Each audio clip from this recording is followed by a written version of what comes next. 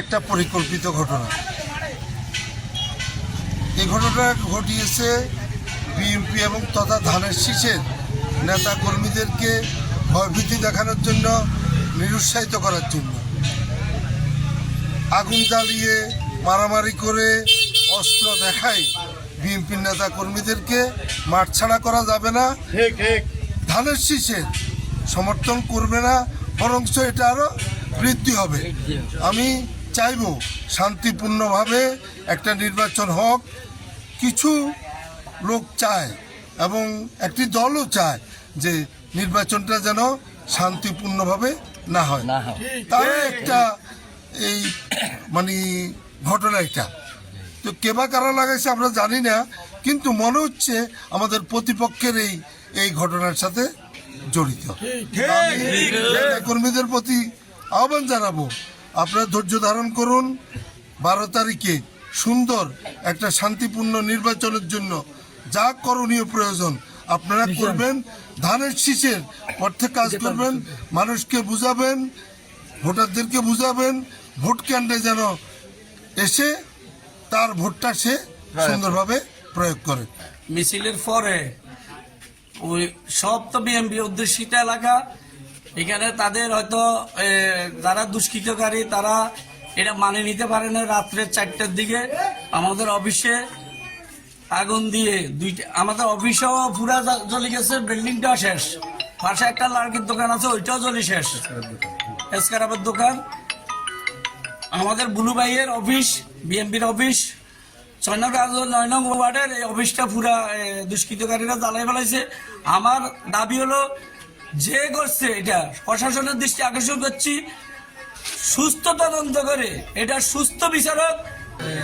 ফজরের নামাজের সময় মাইকে অ্যানাউন্স হয় যে সামনে আগুন ধরছে।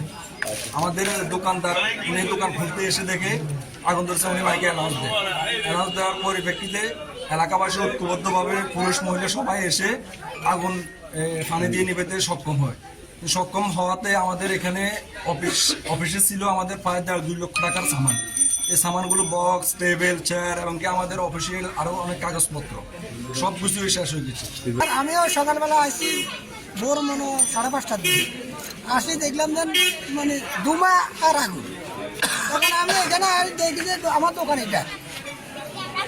এটা, আমি এখানে আসি তালা খুলছি। আমি মনে ছিলাম কারেন্ট থেকে দিলে, তখন আমি কারণে মিটার বন্ধ করছি।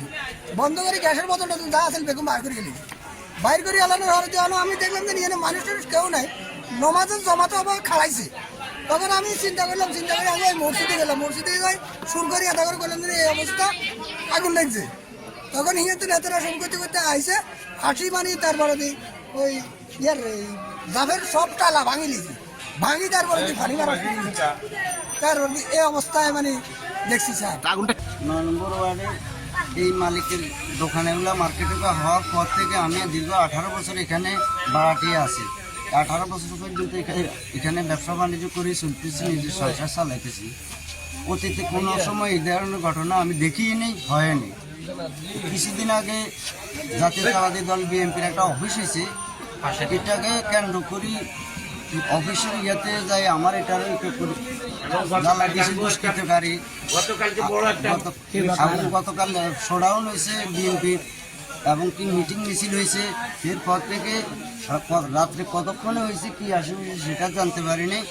এখন প্রশাসনের কাছে এবং এলাকাবাসীর কাছেও আমি এটা অনুরোধ জানাই যে আমি পুরাই নিঃস্ব হয়ে গেছি, আমার তো কিছুই বলতে রাখো না। আমার এখানে অন্তত 6 থেকে 7 লক্ষ টাকার মাল, সব কিছু মানে দেখেন যে এখানে সব ধুলিশা ধরে গেছে।